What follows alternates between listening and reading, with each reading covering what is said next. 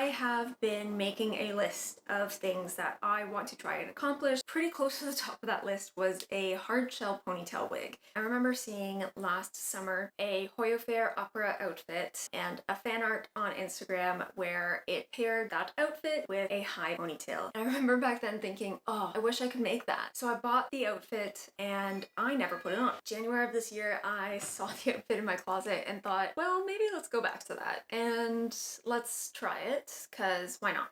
I actually finished the said wig in February of this year, and I'm only now trying to share what I learned from making it with you guys. So I'm gonna walk you guys through the steps that I took, some of the things that I would maybe do differently next time, as well as the materials, so that anyone else trying to do something similar for a character that they love will be a little bit more confident and not as scared going into it. Step one of the process is preparation. This will include some of the materials that I used, some alternatives that I have seen other people use, as well as the tools you do need and some that you could probably get away with not using. So let's get into all of the materials that you're going to need. The first thing you're going to need is wigs. One will be your base for the wig, and the rest will be all of the hairs that you will glue back onto the wig, as well as for the ponytail and the attachments themselves. You may also look into getting wefts rather than extra wigs, but it might depend on what you're able to get, accessibility of materials, or their cost, obviously up to you. The next thing you're going to need is a wig head. You could use styrofoam from dollar stores, Amazon, Michaels, or it could be like this one that is a bit more structured. These are typically a little bigger than those styrofoam heads. The next material is batting. There are lots of alternatives to this, like using foam, foss shape, different types of batting than the one that I use. I haven't used foss shape yet, but I think this is the type of material that I might try in the future. The next material is wire or metal strapping, and there are a lot of different types of gauges for metal wire. Doesn't really matter which one you use.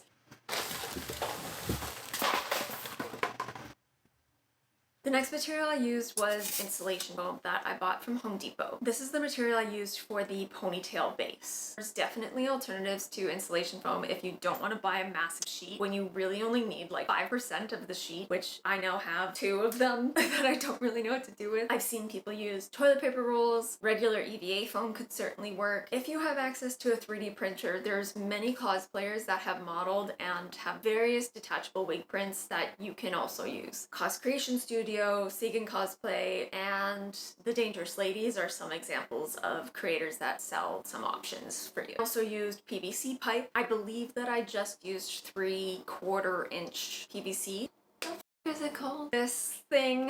I can't remember what it's called right now. That is the piece that I put inside of the ponytail base to attach it to the wig head. I use silicone tools for spreading the glue, which I just got these off of Amazon. You could certainly also use popsicle sticks for this. Next thing you're gonna need is glue. You're gonna need a lot of glue. I've only seen a ton of the Uhu glue that wig makers have, and I have found that it is one of the best glues. It's relatively fast drying, but it's also clear. A quick note on this that I learned in this process: I picked up Uhu glue from my local Michaels, and I just assumed that it was the same one that I've seen in a lot of different tutorials. I discovered that it was not. It looked white, it dried clear, and then I decided, after going through a bunch of those for $9 each, to order a larger one off Amazon, and that one came and it was totally different. The ones that I picked up from Michaels were without solvents, and that's what made them different, and that's also why I believe that it took slightly longer for those to dry. Just something to keep an eye out for. I definitely think either one is fine. Next material is hot glue. Any is likely going to work. If you are using insulation foam, you will need PL300, which is a foam board adhesive. Other glues, E6000, hot glue, contact cement, all of those will actually melt the insulation foam.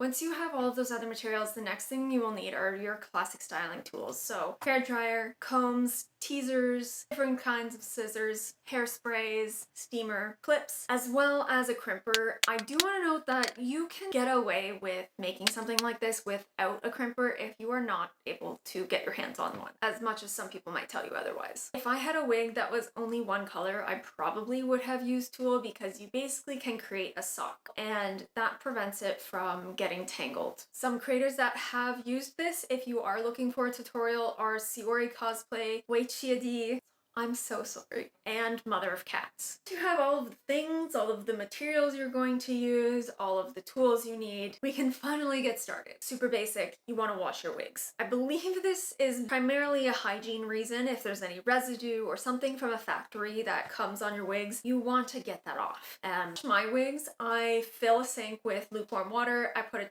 tiny bit of detergent in, swish it around, let it sit for about 5 minutes, and then rinse it until the water isn't sudsy anymore. And then I put the wig up to hang. Spray in some detangler and then some dry shampoo to reduce some of the shine, and then I wait until it's dry. While it dries, we can go ahead and tape our heads. This is what it looked like when I taped my own head for this. You'll want to mark your front hairline, around your ears, your back hairline, as well as kind of straight down the middle and then across your head so that you have an idea of where the crown of your head is, because then that will help you decide where that ponytail needs to sit. Once I had the kind of duct tape mold of my head, I did put it on my wig head and then stuffed it with some extra batting to try and get the wig head to relatively match my own head.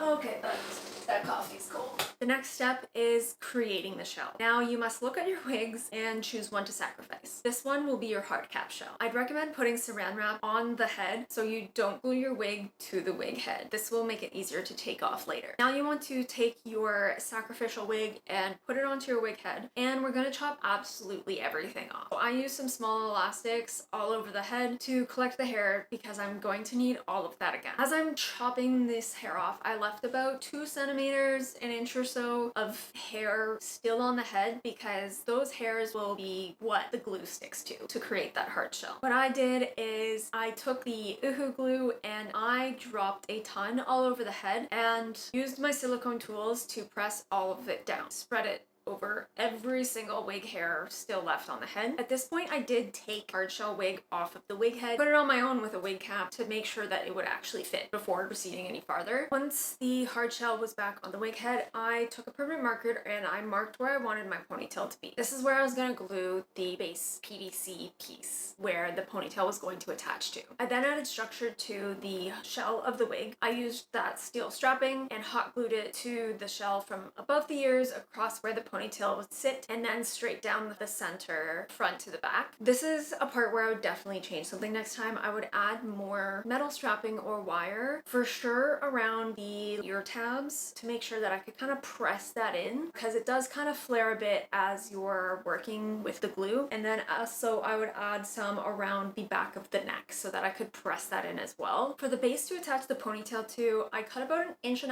of the PVC pipe, and here I would actually sand a bit of that PVC pipe before gluing it on. These PVC pieces are meant to be very snug. What I ended up doing is having to sand the inside of the ponytail because I didn't do that, because otherwise that ponytail was never coming off. I then glued that PVC pipe right to the X that I had on the wig. I over glued everything with hot glue afterwards because hot glue does make me nervous that everything's gonna fall apart. I don't trust it at all. I kind of just went overboard. Oh, this looks so questionable. After I had the structure all set, the next was to take our batting, interfacing, floss shape, whatever you have. I roughly cut a bunch of it into strips to cover all of the hair and metal strapping, and that will give the hair wefts something to stick to onto the ponytail. Figuring out the shape for the base of the ponytail was kind of difficult for me. When we look at fictional characters and their absolutely ridiculous, gravity-defying, insanely voluminous hair, I struggled to figure out how to bring that to real life. I took a piece of paper, drew an idea of what I thought might work, and then I put it up against the wig and tried 3 more times. The first couple tries, I ended up with an angle where there was space in between the attachment and the wig head, and I did want it to sit as flush as possible. This is also where I learned about the insulation foam and the glue eating it situation. I then ended up with a base that I think I used about 5 or 6 layers of the insulation foam and cut away with an an X-Acto knife to give it that round shape. I used the saran wrap and duct tape method to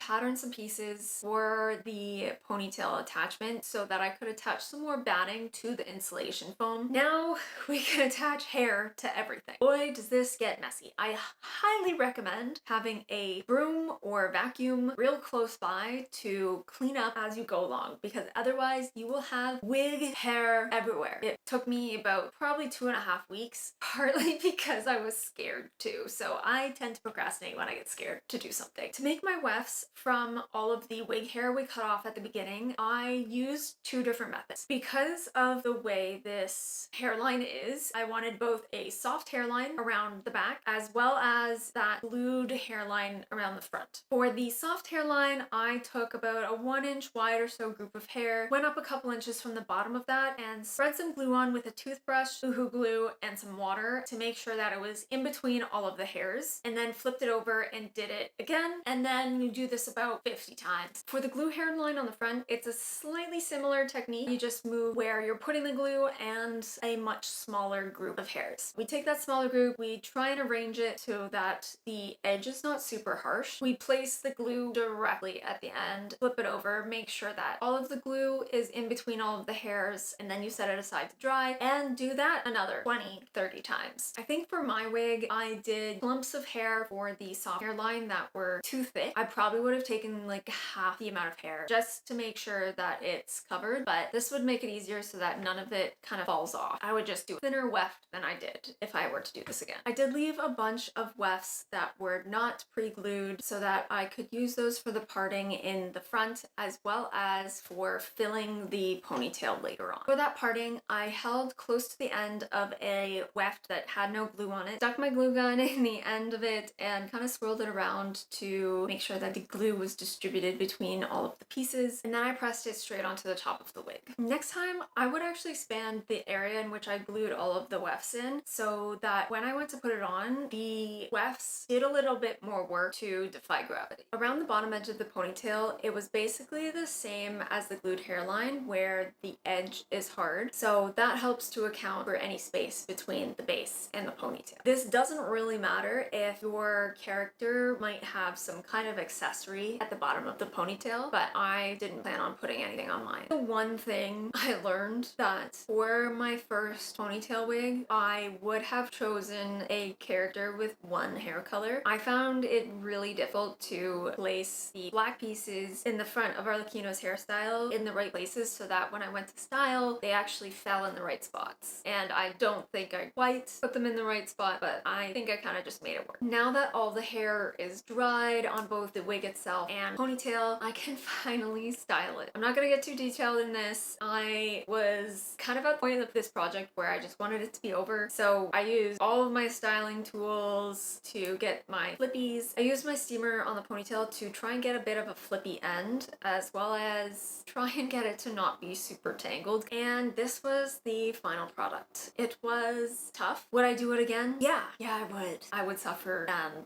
do it all again. An honorable mention for this cosplay, I also decided to remake the gloves. This was its own nightmare fuel. I didn't film any of this because honestly, I did not actually expect it to go well. I did 6 mock-ups of the gloves before I finally put together the final pieces. They still weren't perfect. The one pinky barely got on my finger. I quite literally had to put them on, put my hands under hot water, and kind of try and like flex to try and get them to expand a little. But I had never sewn details so small on stretchy fabric before. I think that they looked a lot better than what came with the cosplay. If you plan on sticking around and subscribing, the next project and milestone that I'm looking to complete is one of those fantasy ball gowns. Very rampant in book talk. As you can tell, I'm also a really big reader. Really excited to challenge myself to work on something where the fit is the biggest priority. A lot of the things I've made so far have been dynamic closures or they have been loose. So we'll see how that goes next. Thanks for watching.